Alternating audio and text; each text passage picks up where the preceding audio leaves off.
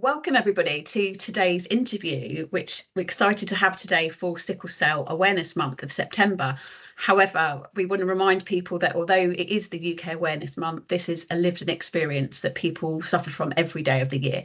So we're using this as a reason to raise awareness about sickle cell. This is going to be a collaboration between Disabled Police Association and WoCiP, which is Women of Colour in Policing from Beds, Cambs and Herts Police Forces.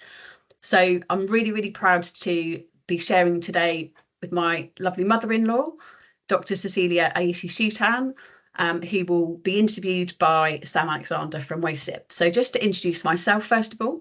So I'm Andrea Shoetan. I'm the president of the Disabled Police Association.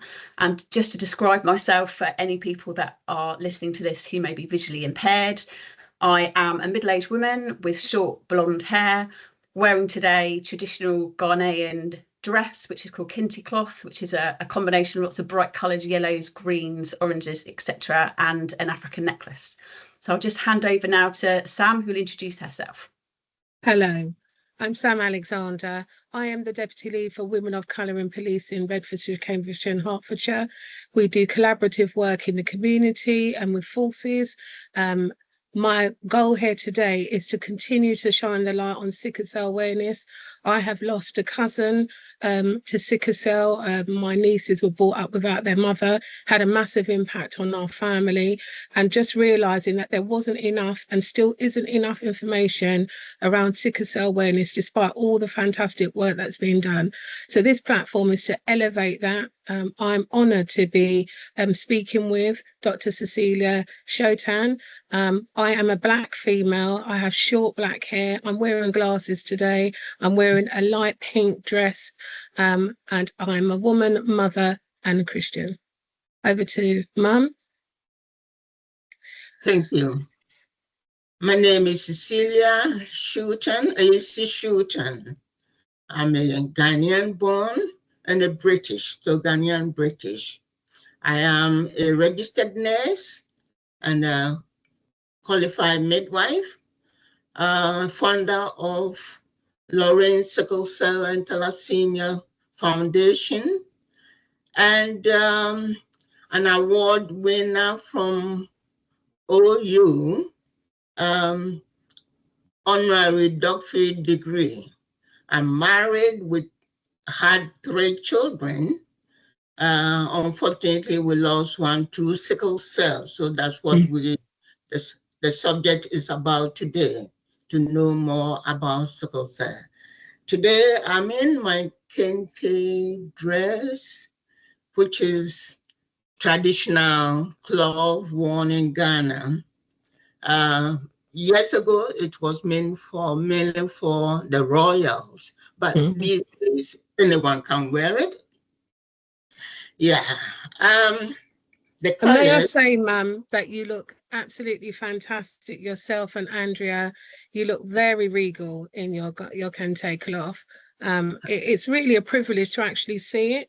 And can you just explain what the 3 colours mean? The blue, green, yellow, and the actual print. Okay.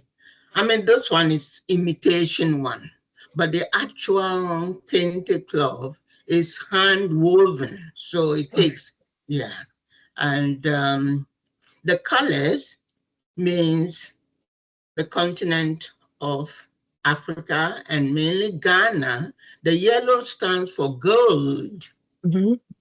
Ghana is rich in gold. The green is for forestry.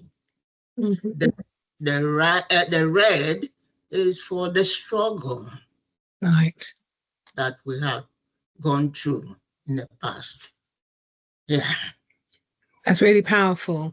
And, you know, this today is about in conversation with you, Mum, and we look to you as one who is an exemplar to be able to tell us what sickle cell really means, how it impacts you, how it impacts a family, and also for learning. So we're going to get a little bit into the conversation now. And I would like to ask on behalf of our audience, tell us a little bit about your upbringing and your background. You've just shared with us your rich, diverse culture in terms of your cloth and what that represents. And the word struggle is really powerful in terms of the struggle that people face daily living with sickle cell. Can you give us a little bit about your background and how you came to being in England? Right. I'm 78 years of age. I was born in Ghana, had my education primary to secondary school in Ghana. Then from there, I joined my family in US because my family was there. But I decided I've always wanted to be British trained nurse. I've always had my passion in nursing. So I came over here to Britain in 69, ending of 69. Started my general training and qualified in 73, went on to do my midwifery and stayed in midwifery until the year 2002. Right. Through the death of my daughter, Lorraine, my firstborn, who tragically died from mismanagement of sickle cell when she had crisis. There are so many problems because people do not understand what's going on in the person's body when these crises are happening. But before, if you want me to define what sickle cell is. Yes, please.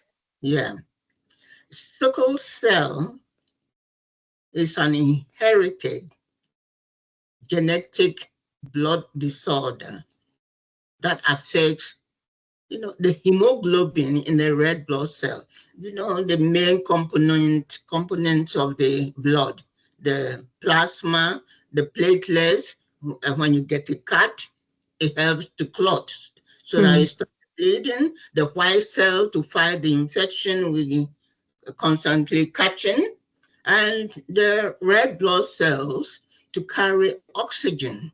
And it's the hemoglobin in the blood cell that combine with the oxygen to go around the body for the body to function, for the body tissues to function.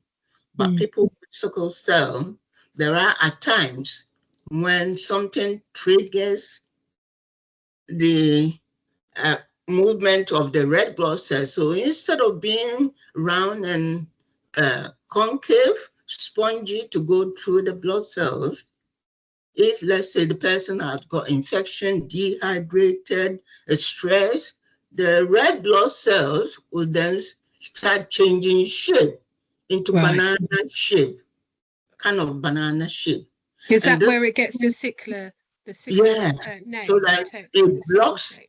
It blocks the blood vessel, which should go back to the lungs and be oxygenated and back to the body tissues. Now there is blockage in the blood vessel, so the blood is not flowing.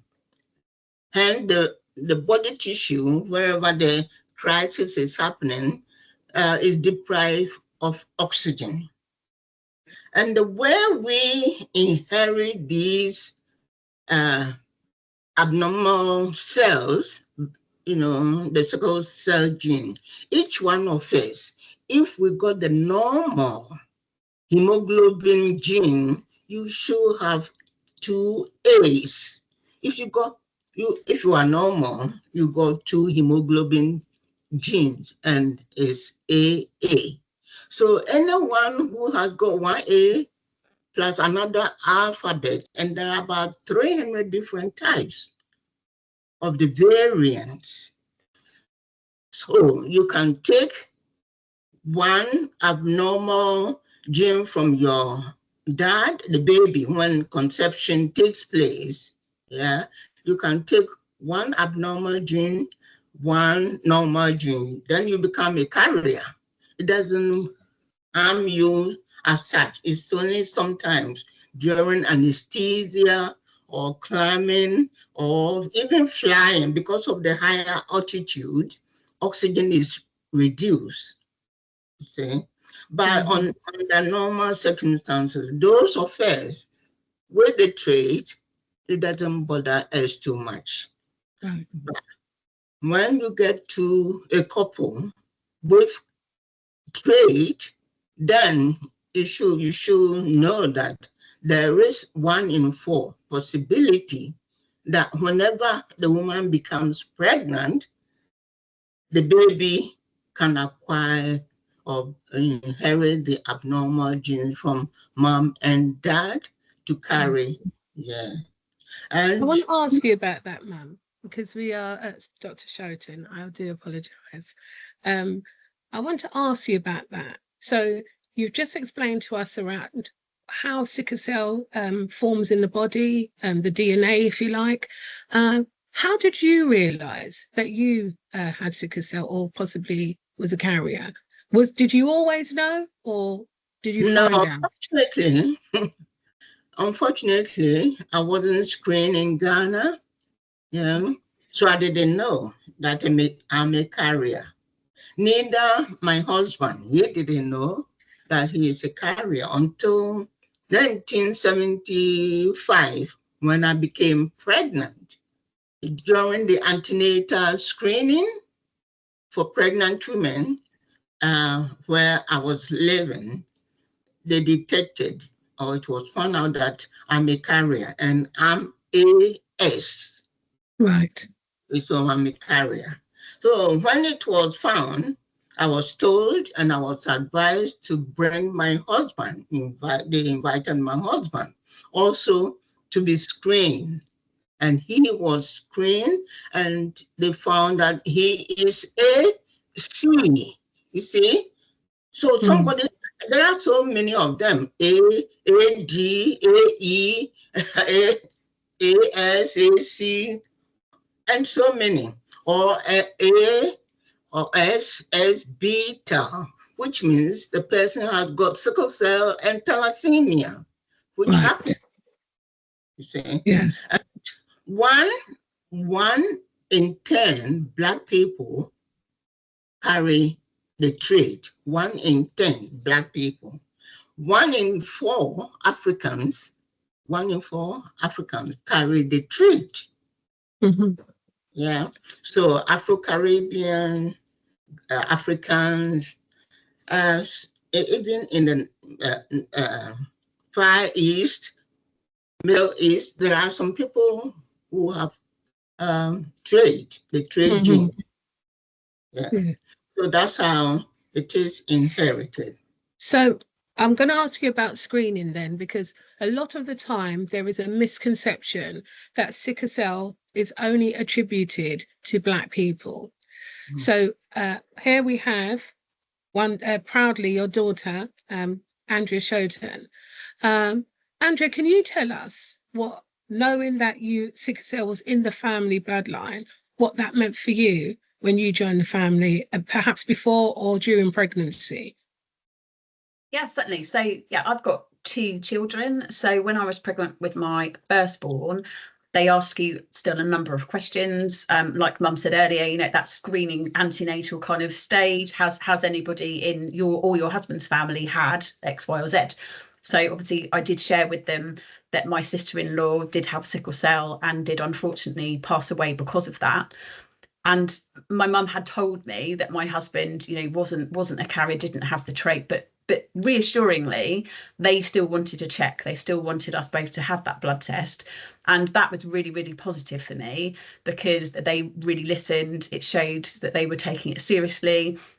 And actually, it's better to check twice than to not check at all, isn't it? And then once I'd had my children, it's now part of the standard heel prick test that you do literally in the first 24 hours after giving birth of a newborn baby.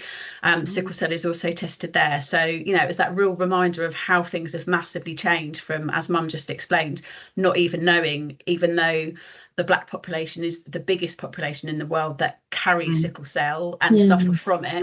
No testing is done in most countries in Africa. So really important that that's changed here. Absolutely. And when we think about the diaspora and how many people travel from Africa, have traveled historically, I know that there's studies being done to make sure that people from other races, because we now in 2025 have seen a population boom, we've seen a population interracial relationships, children born interracially. It is indicative of a time of real diversity, but where knowledge really needs to be increased, that people should be getting tested. So coming back to you, Mum, about the screening and finding out, how did that affect your children? We know that Lorraine sadly passed away, but what was that like being told that you might have children who are sickle cell carriers? And can you tell me the difference between trait? You mentioned it before about trait and actually a full carrier. Some people think that if you are trait, you shouldn't worry about anything, you have no impact. That's a myth also. Can you tell us about that? Well, when you have a trait, you need to know, as I said, because there are several instances where people with the trait had problems, especially, let's say, even tooth extraction can cause a problem because of the oxygen being reduced. If you're going for surgery, they need to know. But one good thing is, through lobbying of the government, now all pregnant women are being screened, which is good in a way. And all newborn babies are being screened, which is a step in the right direction. Yeah. So once the baby is born with the condition, you will be educated how you're going to bring the baby up, how to manage the crisis. Because I mean, when babies are born, they have what they call fetal hemoglobin. But by the time they get to 6 months, they got rid of all their fetal hemoglobin. So now this is the time they're going to use the hemoglobin they've inherited from both parents. You see? And those will start maybe creating crisis. And in some children, you find swellings of the hands and feet. Sometimes the spleen gets enlarged. And also, I mean, joint pains in the bones also. But you'll be educated what to avoid. And as the child is growing up, as a parent, you also know whether your child is not well. Sometimes you can't touch the child because he or she cannot express itself, but on touching, he's screaming. On touching him or her, brings agony. And you know that this is what is happening to my child. Yeah. Luckily, Lorraine was the only one out of the family who had the sickle cell. Alex, the second child, a girl, Juliet, she is AA, normal. Alex, the third one, Andrea's husband, AA. All right. But I have come across a lady, a white Caucasian with a trait. And she wonders, how did she come about? How did it come about? Nobody knows where your ancestors originated from. Listen. So now, the government brought in a law that every pregnant woman should be screened when they are pregnant for sickle cell and thalassemia, regardless of color. Thank you for clearing that up for us. Can you tell us about Lorraine's journey and what led, sadly, to Lorraine's journey. And we want to know about Lorraine. So we want to know about how vivacious she was. What was she like?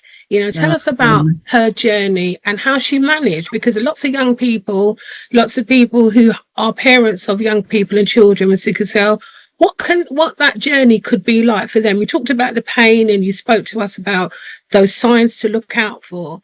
But bringing up a child alongside her siblings as parents with sickle cell, how was that and what was Lorraine like?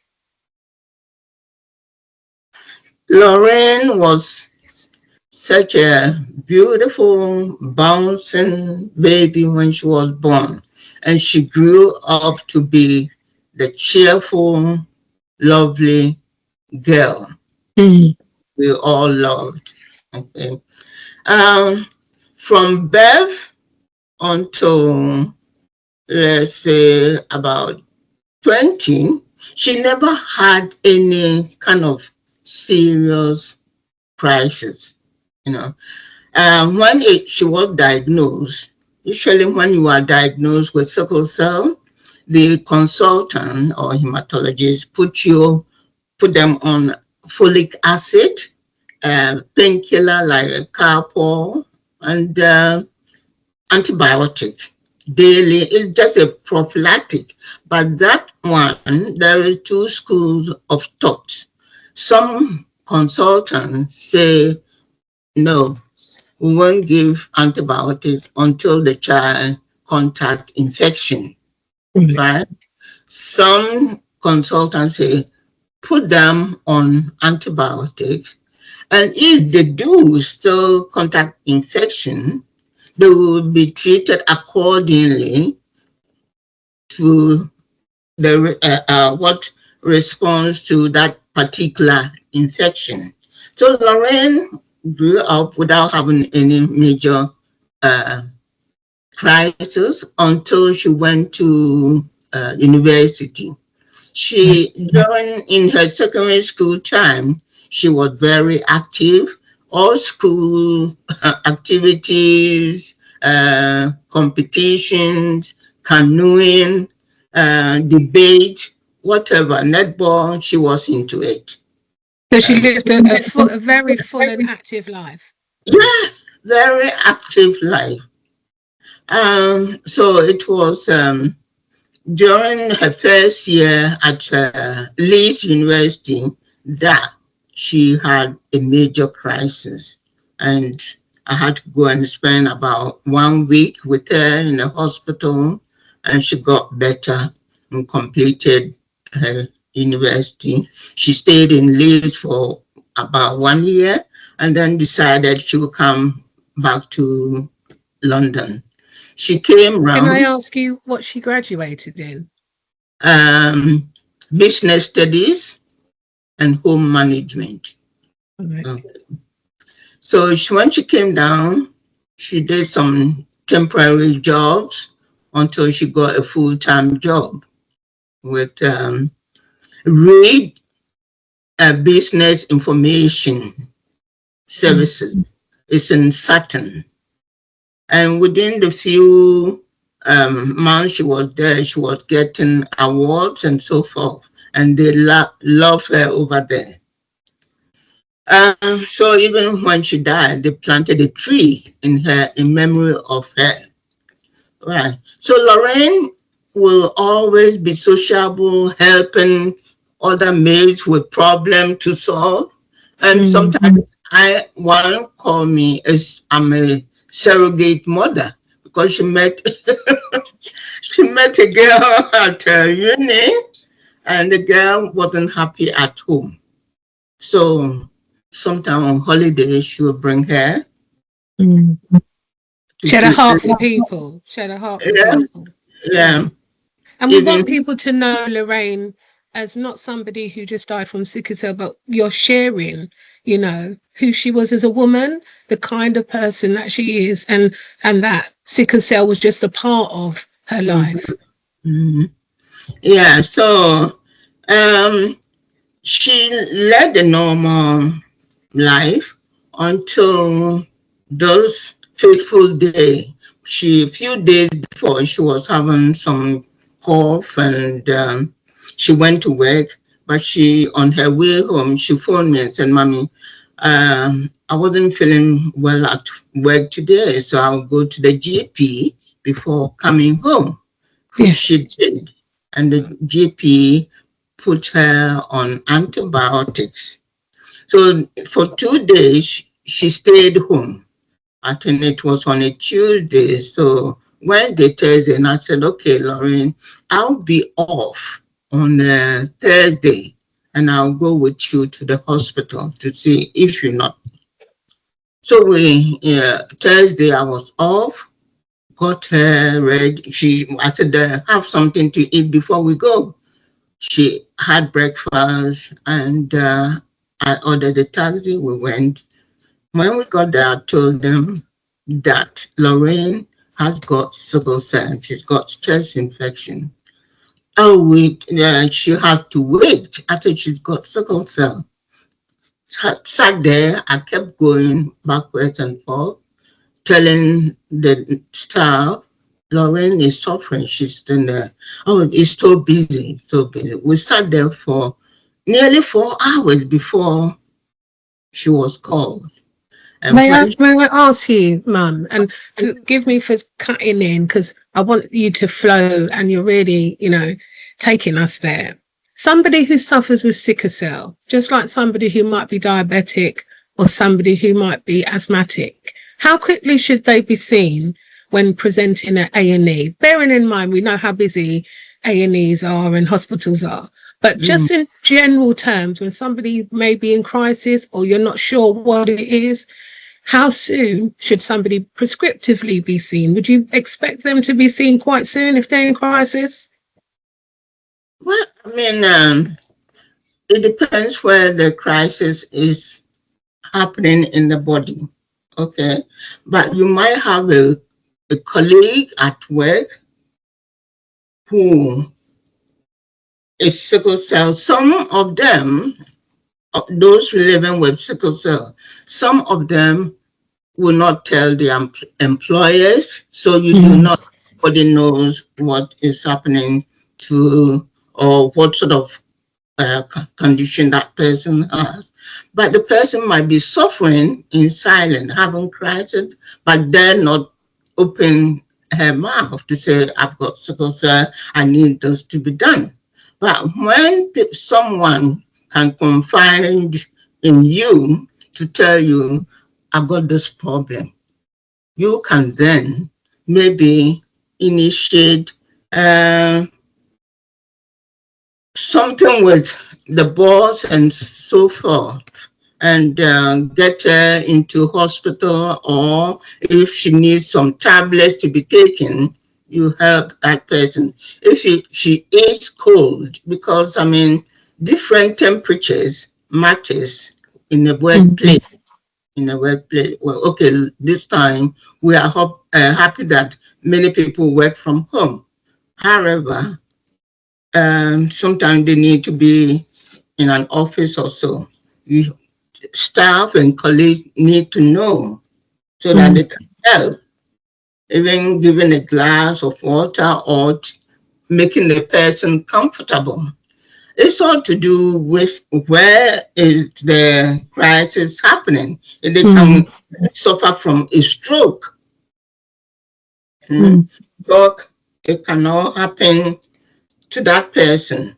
But as staff or employers, we have to make sure that people living with the condition feel free to disclose what is wrong with them in order for them to get help from colleagues or friends or employers and so forth.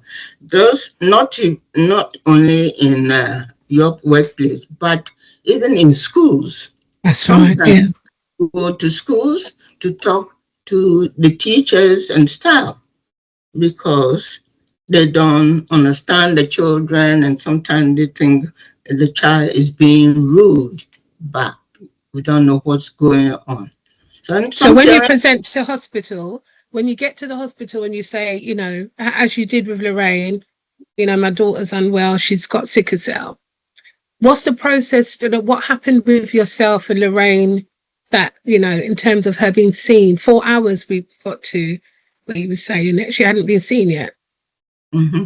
Finally, when she got called in, it was my own Black consultant, doctor, who looked at her and says, she doesn't look like somebody with sickle cell. I said, please, for heaven's sake, look in the notes, because on the Whittington, and we live in Romford. But what bothered me is there was nothing in Romford, Havering area. So less was known, you see. But being a Black doctor, you think he will know more about the management of crisis. But it wasn't. Doesn't that strike you? And this is where the DPA and WoCIP, how we work, that we can't assume because of race and you know, we can't assume that people will either know, or if they do know, that they will stand up. And this is why something like today is critical in sharing information. You might be aware of somebody's journey, but we're trying to work with organisations and with forces to say, you know, we don't always know what's going on behind the scenes, that non-visible condition, that non-visible disability. So awareness and education is key. And you would have assumed that the doctor knew, coming from, you know, similar cultural heritage, but that didn't present as so. What happened with Lorraine as a result of this? Okay, so finally, when we got in, blood was taken, which was very difficult to get because the longer she sat there, the blood was clotting up. Right. So to draw the blood from the vein was very difficult. When the doctor drew the blood in a syringe, even I had to help him to put them in the bottles, and trying to squirt it in the bottle, it wasn't coming out through the needle. So I told him, and I opened the cap and squirted it into the bottle direct. No drip, but when crisis going on, you need to hydrate the person, give the person intravenous fluid to flush the blood. She was in that, you know, not even with the pain, nothing was given until about 8 o'clock. We got to the hospital around 11, about 8 o'clock, before Lorraine got to bed. And we went in. After a while, she had some dinner. Then after a while, she wanted to go to toilet. I walked with her to the toilet, and she collapsed. After using the toilet, I was standing outside.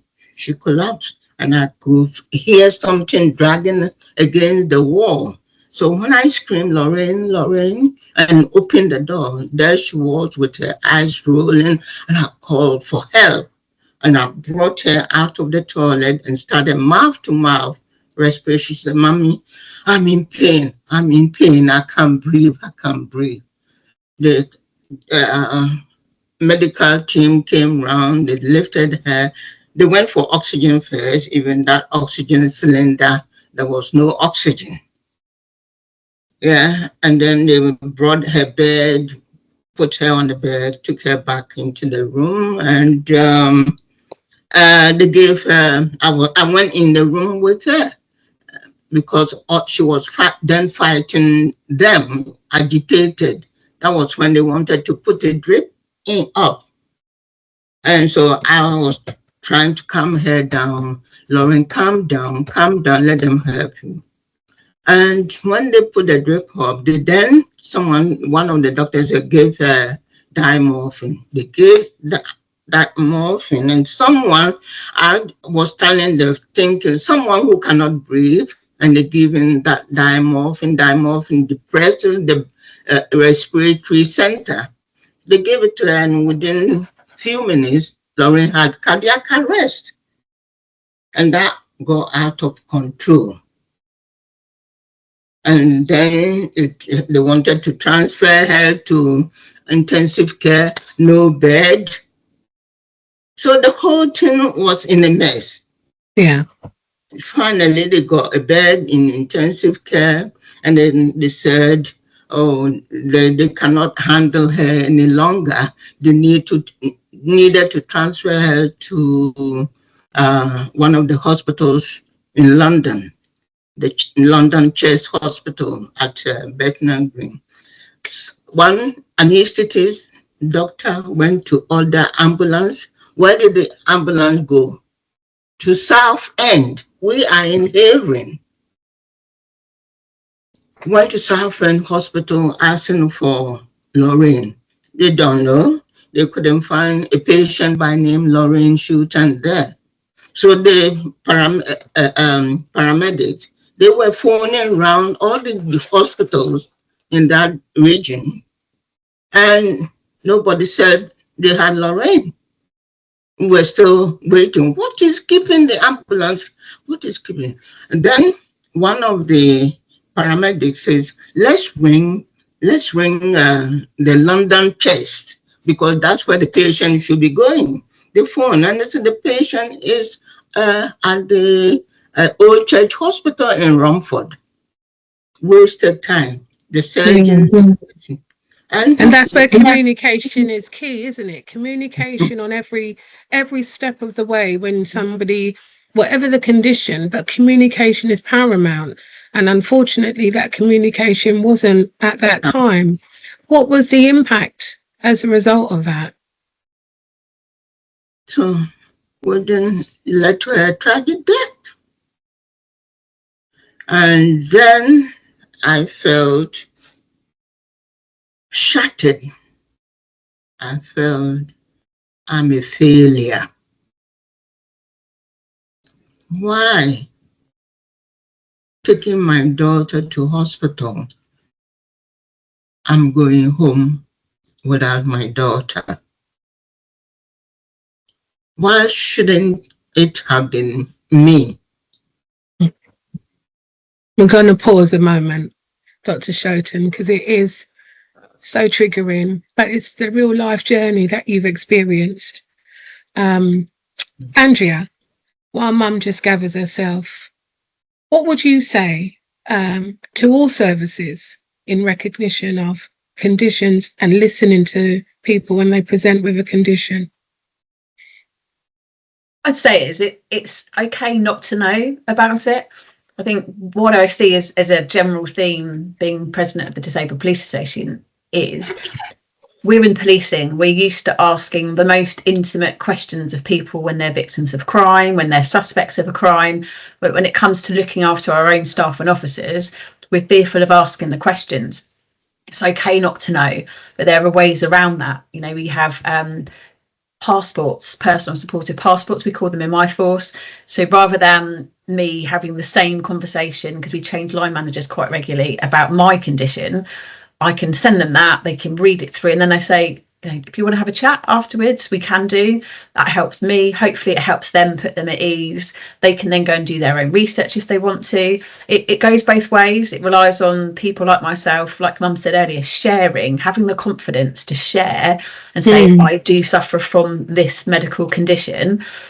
But you'll get more people sharing if more line managers are doing that, and then just being open and say, what do you need from me? You know, how can I help you? What support do you need at work? But actually people are too scared to ask the question, and that's when things are going wrong. So that's my biggest bit of advice. Thank you. And it's so important, you know, we've heard of the loss of a young life, vivacious young woman, the work that Mum was doing in trying to advocate for Lorraine, and we can all be advocates, but the main thing is to be educators, to be educated in this area and other areas. And so what is Lorraine's legacy? I know that you're doing a lot of work. Indeed, you've been honoured and awarded by the Open University for a doctorate in the work you're doing. What's the legacy? We are seeing at the moment up to 300 children, babies screened, being diagnosed with sickle cell. Where can we take this work to ensure that it sticks. And excuse me for that, that kind of parody of words, but where can we make sure, like what you're doing, Lorraine's legacy lives? Right. I feel the legacy that we want Lorraine to carry on is based on us, each one of us, taking some responsibility to advise people, your own people. We are all linked to people that work, colleagues, friends, and so family. You got youngsters in your family, you have to advise them before they get into relationships. We cannot eradicate sickle cell, but we can help to reduce the incidence of babies being born with the condition. And you can't tell someone who, or a boy and a girl who are in a relationship, that because they are trained, they shouldn't get married. It's advisable you tell them, because some countries do it, like Greece and so forth. Before you get married, you have to show a certificate that you've been tested and being given the information, you can make an informed choice. You see? So to educate every one of us, you can be a carer, you can be whatever, teacher, friend, and so forth. So it's more to do with promoting awareness and also being helpful, kind to someone who need the assistance during the difficult times when they are in crisis, because the crisis is so unpredictable. We do not know when the crisis will come. And those living with the condition, they have to learn themselves things that they should avoid. Because I was talking to someone, because in hospital, especially the men, young men, when they are in crisis and they go to A&E also, they brand them as drug addicts. You see? Maybe the painkillers they are on hasn't been helpful, so they need something a bit stronger. But when they are seen at A&E, they saw him last week, and this week he's back again, he's a drug addict. See? So we all need the education to be able to help the individuals, and also family support, so that everyone is given the chance to achieve his or her full potential. Yes. Can you tell us how you happened to be awarded as a doctorate and what that has meant for your life, what that means for the work you're doing on the ground? Because we know you're doing a tremendous amount of work, even as you approach retirement. Well, Samantha, I thought I've retired. I've done enough. Since the award, I think it's increased the awareness, and so there's more awareness to be carried out. I'm telling you, this month being World Sickle Cell Month, next month Black History Month, people are phoning me. I've got about 5 presentations to do. Yes. But as I said, we cannot change the whole world, but even if we change one person, we've done something. Absolutely. So it's an advice that we all have to take, get tested, advise the youngsters to get tested, and those at work, your colleagues and so forth, how they can be helpful to someone they know about who has sickle cell. And blood donation, we need that. I was going to just ask you. Yeah. Can somebody who has sickle cell trait give blood? Yeah.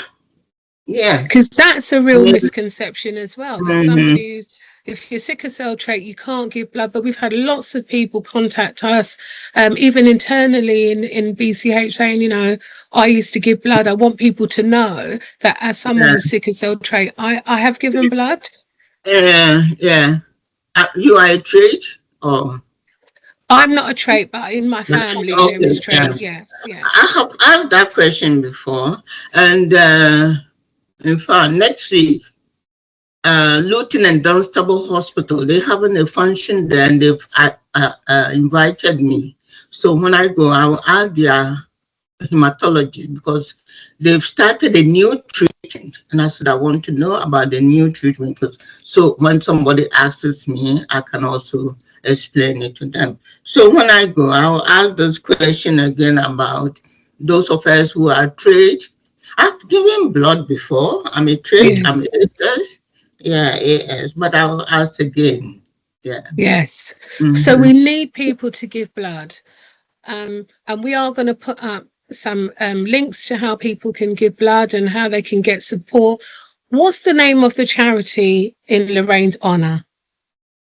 It's called Lorraine's Sickle Cell and Thalassemia Foundation. Sorry, I didn't define thalassemia, because the two go hand in hand.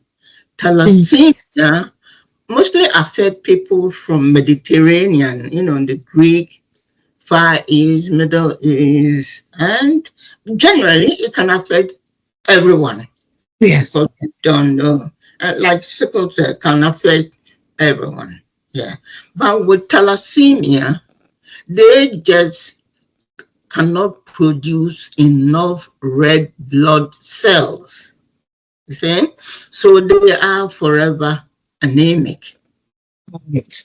Yeah. Okay. So with thalassemia minor, thalassemia major is the thalassemia major, who depends on blood transfusion or bone marrow transplant and so forth. Yeah, to survive. People ask about the life expectancy of somebody who, you know, has sickle cell. Is there a defining age limit, or is it just individual to however that person's health has an impact? Interestingly, when I was running the support group in Romford, I came across women, some clients over 70 years. Yeah. It all depends on how it affects you, and when you go into crisis, how it's dealt with. Yeah. Yes. What else should I say? You can go to the wire, Dr. Shoetan, that's fine. We don't mind if you want to be, just go there. This is what this conversation is all about. I love that you touched on, you know, young men being seen as drug addicts, because recent reports have shown even for trials, they aren't readily asked to participate in trials, yet they're one of the biggest cohorts that are impacted by sickle cell. So it's really important that we can have these courageous conversations, because they don't remain courageous once we have them. And also, you are helping us, and I say us because we don't know it all, build our cultural filing cabinet around sickle cell. So it's we want you to, as we close out this interview, tell us what the heart of this work, what somebody living with sickle cell, their journey could be like, and how we all can do better. We take it intentionally ourselves. Well, living with sickle cell is not an easy thing at all. From the time the child is born, well, until maybe in the teens, is the responsibility of the parents to look after the child. But once after the teen, after the teen year or younger age, then it becomes the responsibility of the individual person. And this can be found in school, in employment, in health, and so housing, everything. I mean, the accessing of services is difficult for them. Yeah. I didn't know that I was going to meet all these problems because mine was mainly to advise and educate until I got into it. And then I realized not only the health issue, but there are some social problems linked with sickle cell. I.e., as I said, even housing.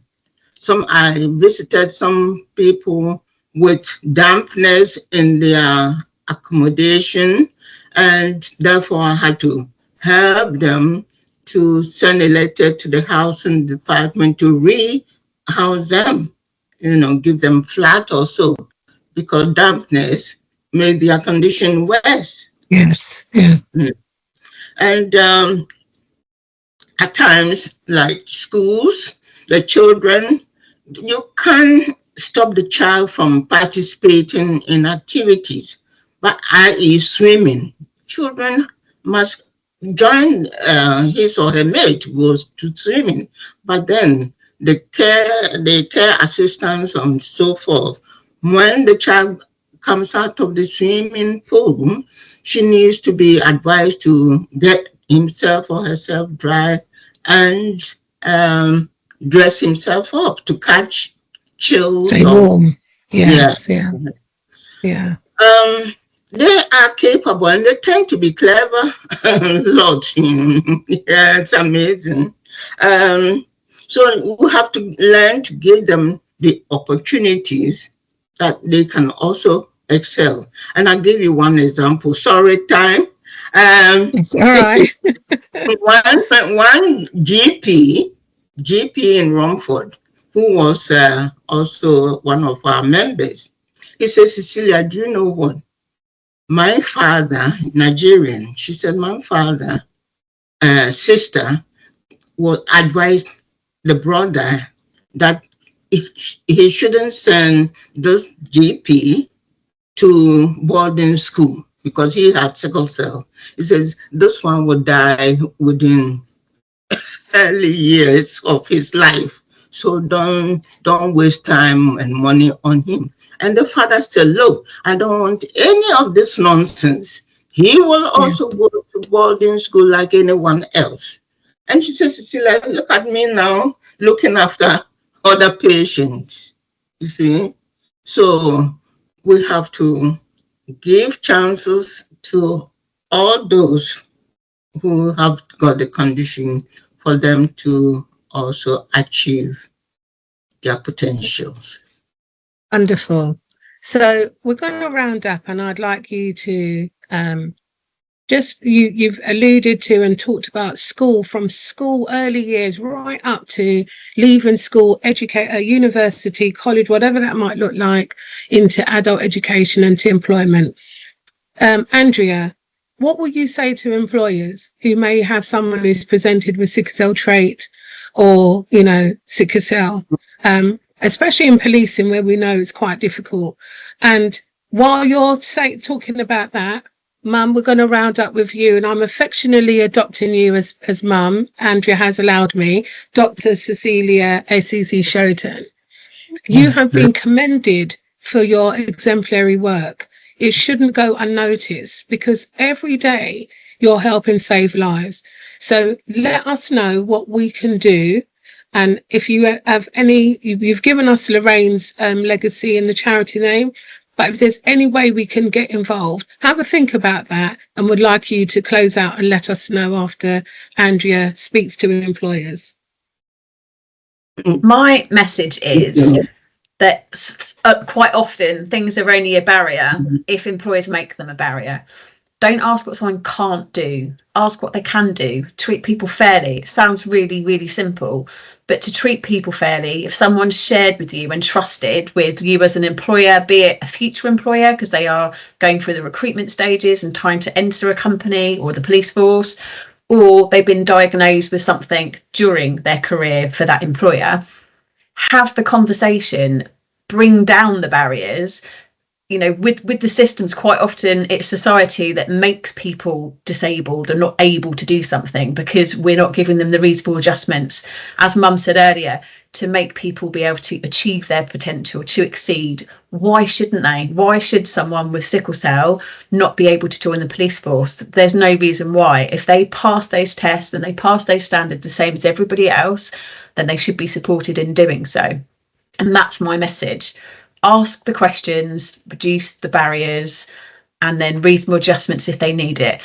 I would assume that people that are sufferers of sickle cell, as Mum said earlier, not everybody is a sufferer through their whole life. Lorraine wasn't until she had, 2 attacks, and then the last one sadly ended her life. Most of those people that suffer on a daily basis will be protected under the Equality Act 2010. They will be defined as having a disability. It doesn't mean that they consider themselves as disabled. It doesn't mean they would say that they had a disability. Forget about semantics, forget about the words. They're protected under law. They tell you they've got a medical condition. You know that it's affecting them the majority of days. It's incurable. It's never going to go away. Get them the help they need. And then you're doing your part as an employer. Excellent. Thank you. And I'd like to add to that, building up your filing cabinet, your knowledge around sickle cell and thalassemia and other conditions. We know a lot about cancer and yet we still don't know. But actually, sickle cell also falls into those lines. We've got groups like African Caribbean Leukemia Trust campaigning hard for sickle cell, NHS campaigning hard for sickle cell, new techniques and new things coming out that, we would like fundraising opportunities, for people to have that opportunity to be involved in tests. One of the figures that I saw yesterday was that 50% of blood transfusions given to sickle cell patients are not the best match. So when you see any drives around participating, signing up, give that person that opportunity to have the best chance. Give blood, not only for sickle cell, but we are talking about sickle cell today, but other blood-borne conditions that really need that help. And so WoCiP are honoured to have sat at the table, collaborated with the DPA. We have women within our organisation where they have family members who have sickle cell or sicklers or are sickle cell trait. Indeed, we've even been approached by men who want to know more and are really keen to be involved. And this, in conversation with you, Dr. Cecilia Shoetan, you've given us the human side, because we read all of the information online and we hear things, but you've given us the human side, what the impact. And so as you round up, I did ask you before about how Lorraine's siblings, Andrea's husband, has been impacted by this, her death and her life. And I want to leave the last word with you and do speak on behalf of Mr. Shoetan too. Yeah. Well, it's amazing.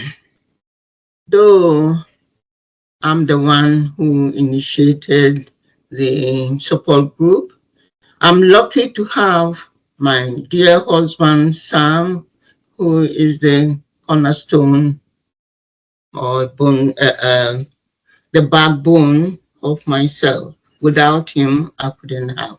The children, Juliet and Alex, have been also fantastic. And Andrea, my friends, my colleagues from work and so forth, they've all been helpful. Without them, I wouldn't have been able to carry on. So each one has played a part in this.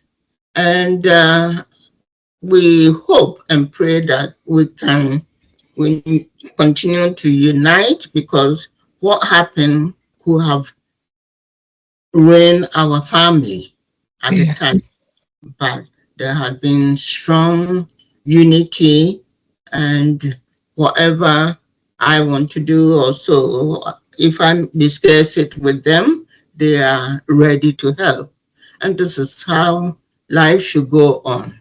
We should have understanding for tragedies and whatever. It's not always that we should celebrate happiness or achievement, but when there are losses too, we have to make room and have our belief that something good can come out of the tragedy of loss. And on the whole, we have, I mean, now that I do not do the outreach services, anything that we get, I refer to the UK Sickle Cell Society or the UK Thalassemia Society for help and advice. So that's all. Okay. We will be sharing the details of Lorraine's charity. We will be sharing details of how people can give blood and how they can get involved. We are honoured to have spoken with you, Dr. Cecilia Ayisi-Shoetan. Thank you for your time. Thank you for bringing us into your world. You mentioned something, Hospital. Go ahead. And sickle cell, people shouldn't be afraid. It's not infectious. It's not contagious. You cannot catch it. You have to inherit it. So we should let people know that it's not an infectious condition. Okay. It's hospital. Yeah.